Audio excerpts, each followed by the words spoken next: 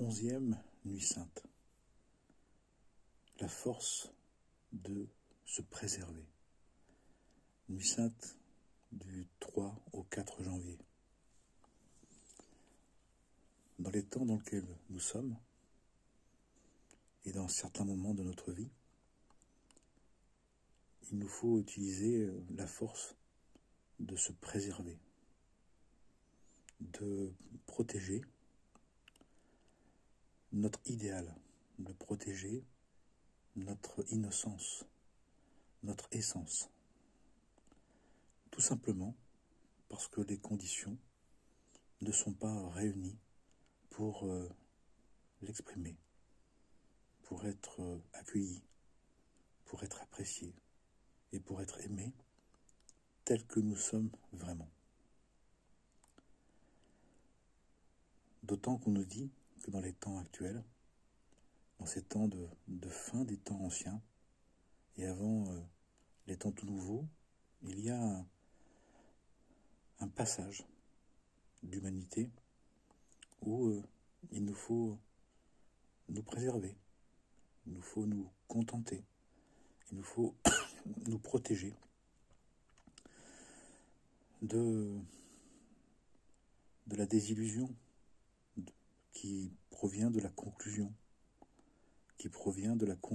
dans laquelle nous sommes.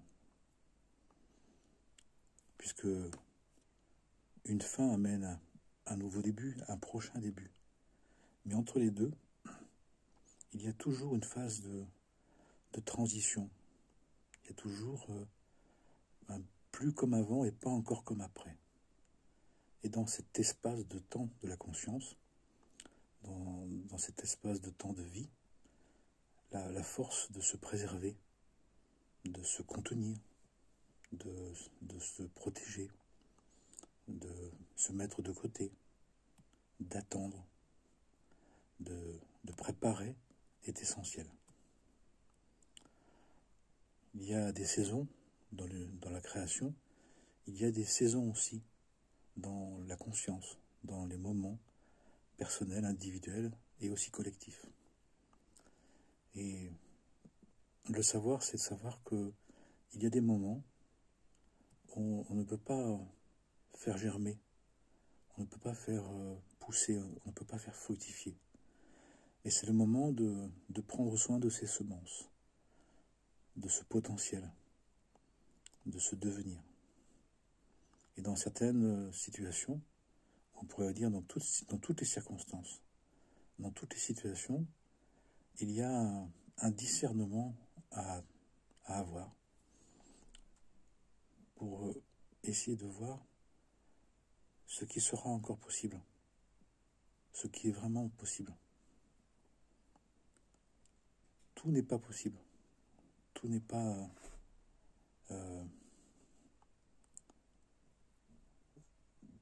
disponible quand on veut, comme on veut. Ce qui fait que il est nécessaire de savoir ce que je peux semer, ce que je peux dire, ce que je peux être, ce que je peux y trouver, y faire dans les relations, dans les situations, dans les circonstances, pour justement préserver les potentiels, préserver ce devenir, préserver les possibilités. Il y a donc une évaluation, il y a une précaution, une vigilance, pour nous permettre justement de ne pas tout jouer ou ne rien jouer, de tout vouloir ou de ne rien accepter ou de tout attendre. Cette démesure, elle est dangereuse, elle est excessive, elle est inadéquate. On doit essayer le mieux possible d'évaluer, de mesurer, de voir ce qui va être possible de faire, d'être, de partager. Et c'est une manière de garder son innocence, son essentiel, son essence, sans être naïf et sans être prétentieux. Sinon, on risque de mal aller, on risque d'être perturbé, on risque d'être déçu. Tout simplement parce que il est nécessaire d'évaluer ce que l'autre, ce que la situation est capable d'entendre, est capable de vivre, est capable de porter, de supporter, d'envisager. Et on sait bien que la conscience ordinaire, la conscience habituelle, elle se trouve sa sécurité dans quelque chose qui n'est pas trop excessif, qui ne la dépasse pas trop, qui correspond plutôt à ce qu'elle est, à ce qu'elle a l'habitude d'être, ce qu'elle peut concevoir, ce qu'elle peut imaginer. Donc il est nécessaire d'utiliser cette force de préservation pour se dire que il ne suffit pas d'avoir une bonne intention, un potentiel, des possibilités, des attentes légitimes, mais il s'agit aussi de dire, mais est-ce que je peux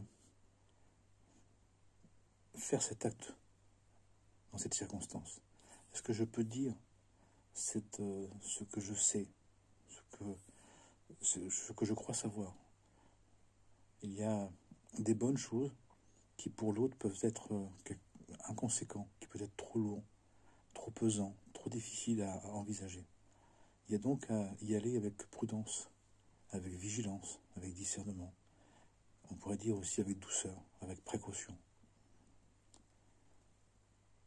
Qu'est-ce qui fait qu'on peut supporter ça, que notre idéal finalement, on ne puisse pas vraiment le vivre facilement ou entièrement ou pleinement, spontanément? Eh bien c'est que déjà de le conserver, déjà de le préserver, déjà de le tenir en soi, est déjà une réalisation, est déjà une part de notre accomplissement. Rien n'est moins sûr, il n'y a pas d'évidence, il n'y a pas d'évidence naturelle à ce que nous sommes potentiellement, de facilement l'accomplir, de facilement le vivre, de le dévoiler, de le partager. On peut très bien vivre des choses très profondes, très importantes, très essentielles, et qu'on ne puisse pas les partager facilement. Et c'est normal. Parce qu'il faut voir si l'autre en est là, si l'autre est disponible à ça. Et on peut partager dans les relations ce que chacun peut y vivre, la part qu'on peut vivre ensemble, la part qu'on peut rencontrer ensemble.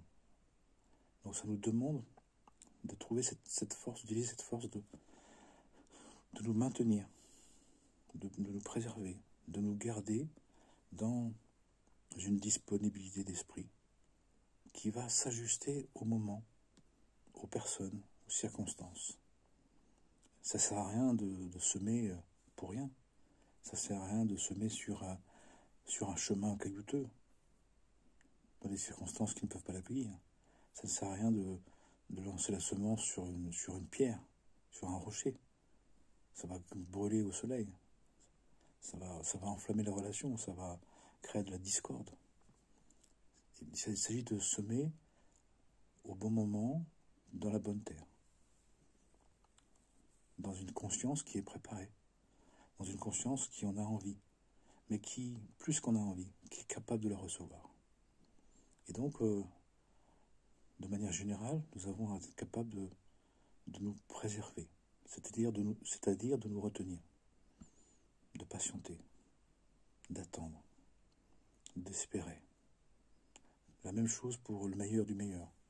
On a à espérer, on a à se préserver dans la conscience du bien, du bon, du beau, du vrai, du juste, en sachant que sa réalisation, son apparition, son accomplissement se fera, mais dans un temps qui nous est inconnu. Comme on dit, seul le Père sait le jour et l'heure. Donc on ne sait pas. Donc il s'agit, comme disent les enseignements, dans ces temps actuellement, de nous préserver dans la confiance, dans la foi, dans la certitude que les choses s'accompliront, mais en sachant que on n'a pas vraiment de référentiel. On n'a pas vraiment, on ne sait pas vraiment comment, on ne sait pas vraiment pourquoi, on ne sait pas comment ça va se passer. Et même si on sait certaines choses, certains éléments, ça reste mystérieux, ça reste étonnant, ça reste impressionnant dans le sens où on ne sait pas trop comment ça va pouvoir se faire. Et en même temps, on nous dit que ça nous protège. Ça nous protège d'une forme de falsification, de trahison, de manquement. On pourrait être impressionné, on pourrait être négligent, on pourrait être jouer des enjeux personnels qui font que parfois il y a un certain oubli, un certain empêchement à comprendre les choses pour qu'on puisse être moins responsable et être moins dans la capacité, la possibilité de mal se conduire avec la vérité, par exemple. Mais dans tous les cas, on nous dit que dans ces temps actuels, en particulier dans ces temps actuels, la force de se préserver dans l'émerveillement, dans la connaissance, dans la confiance, dans le bon cœur, dans la largesse de cœur, est essentielle. Surtout si on est dans un milieu, surtout si on est dans des situations où on est plutôt esselé, isolé, où les personnes sont prises par le référentiel du monde. Le référentiel du monde qui n'arrive plus vraiment à comprendre les choses, à les expliquer, à les assimiler. Et on nous dit que c'était prévu comme ça, qu'à un moment donné, l'humanité, ce qui est à l'extérieur et en nous, est fait de main d'homme, comme on dit, est fait du personnel, de l'humain, sans Dieu, ou par des croyances qui ne sont pas une confiance véritable en Dieu, vont être perturbées, vont être déroutées. Et on le voit actuellement, et de plus en plus intensément, de plus en plus fort. Et ça mène des personnes à être troublées, à être bouleversées, à être mécontents, à être affligés. Et face à cette incompréhension, face à cette situation de bouleversement, de reconfiguration qui nous bouleverse, et de bouleversement qui remet en route, remet en jeu à peu près tout, eh bien on nous dit que nous devons être capables de rentrer comme dans l'arche, dans une arche, dans un lieu où nous préservons nos potentiels de désir de Dieu, de confiance en la vie, de prendre du soin du prochain, de prendre soin du monde, de l'humanité. C'est-à-dire aussi, d'une autre manière, de ne pas conclure, de ne pas penser que c'est foutu, qu'on n'y arrivera jamais, que c'est un malheur, ce n'est qu'un malheur, que ce n'est qu'une catastrophe, que c'est... bien sûr que c'est déroutant, bien sûr que c'est pas très agréable, bien sûr on s'en passerait bien, bien sûr on aimerait que les choses se passent plus facilement, bien évidemment. Et pour autant, quand on sait pas, quand on sait plus, quand on est dépourvu, quand on est bouleversé, quand on est sidéré, eh bien, l'art de se préserver, de conclusion, l'art de se préserver, de se laisser entraîner dans des perturbations, par des conclusions, de manière définitive, eh bien, c'est un art de confiance en Dieu, de confiance en Dieu. Pourquoi ? Parce que le divin, dans son agir, dans sa providence, dans sa présence active, est capable, lui, et lui seul, béni soit-il, justement de trouver les moyens, de trouver les moyens, les solutions, les ouvertures. Et on va vers un devenir. On va vers d'autres temps. On ne va pas vers la fin du monde. On va vers la fin des temps anciens. Pour des temps tout nouveaux. Des temps de renouveau complet. Qui n'ont jamais existé. Qui fait que tout ce qui était fait des temps anciens, des temps antiques, ne tient plus. Mais il va en ressortir, il va en rester une base universelle, une base qui va pouvoir passer ces temps, et de préserver en nous une attitude de confiance en la vie, une confiance en Dieu, de confiance en soi, de confiance en la grandeur des âmes, en la grandeur des êtres. On a vu que dans des circonstances dramatiques, dans des circonstances difficiles, douloureuses, eh bien, beaucoup d'êtres se révèlent dans leur grandeur, et beaucoup plus que ce qu'on pense. Mais ceux-là, ils ne font pas de bruit, parce que c'est très intérieur. Mais ils font ce qu'ils ont à faire, ils agissent. Bien évidemment, on pourrait être accaparé, on pourrait être impressionné par ceux qui font le choix de participer au chaos, de l'alimenter, ce chaos, ou alors d'en être effrayé, d'en être même terrifié. Ça fait du bruit, ça fait du bazar, ça fait du bordel, ça fait de la une extérieure, mais aussi la une en nous. Il y a une attirance, il y a une fascination pour le mal, pour le mauvais. Mais nous avons la force, et nous avons à utiliser la force de nous préserver dans le bien, dans ce qui est intangible, dans ce qui est incorruptible. Le mal est passager, le faux est passager, le laid est passager. Même s'il paraît fort, même s'il paraît long, même s'il paraît costaud, il n'est pas éternel. Il peut paraître illimité, mais il n'est pas éternel. Donc ne nous laissons pas impressionner par les apparences du mal, mais plutôt préservons-nous dans la conscience du bien absolu. Ce qui veut dire aussi que nous avons à nous préserver de regarder, de voir, d'observer, d'écouter le négatif, à la fois en nous, mais aussi chez les autres et dans le monde. Nous devons nous nourrir d'une vision du monde, d'une conscience de la présence divine dans ce monde, qui sous-tend ce monde, qui l'a créé, qui le gère, qui l'aide, qui le soutient, qui le sauve, qui fait que c'est la force de se préserver en son âme et conscience, dans son âme, dans la conscience de sa présence, qui fait que si c'est nécessaire, eh bien on doit mettre des œillères, on doit ne pas regarder, ne pas se laisser emporter par les dires du monde, par les attraits en nous, hein, ceux qui désirent le monde, ceux qui prend référence pour le monde extérieur et le monde des hommes. C'est le divin qui gère ce monde, c'est le divin qui décide, même si en apparence, il y a une forme de libre arbitre, mais nous avons à nous préserver dans la conscience que celui qui décide vraiment des choses, celui qui les dirige, qui les contrôle et qui les fera réussir à s'accomplir, c'est le divin lui-même.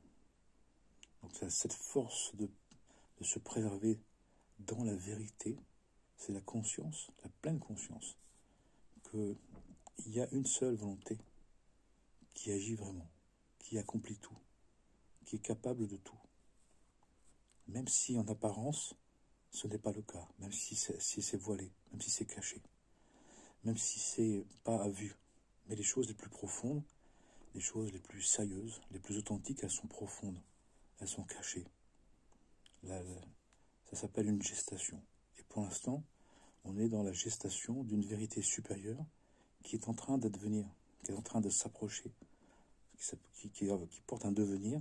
Et pour l'instant, eh bien, elle est en train de pousser dans la conscience des êtres, dans la conscience de l'être humanité, de l'être de chacun, jusqu'au moment où il y aura une naissance.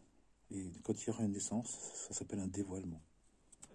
Et à ce moment-là, on comprendra que la préservation de nos potentiels d'accomplissement spirituel peuvent maintenant s'exprimer. Et on peut en partie déjà, mais pas en totalité. On peut parfois, à un moment, pour une période de temps, dans certaines circonstances, mais pas de manière simple, pas de manière évidente, pas de manière facile. Il nous faut le savoir. Donc prenons soin d'avoir ce discernement qui fait que nous préservons nos potentiels pour les accomplir dans le temps, quand le temps sera juste et bon, selon la volonté divine, qui est la seule volonté qui agit véritablement et qui accomplit tout dans ce monde. Amen et Amana.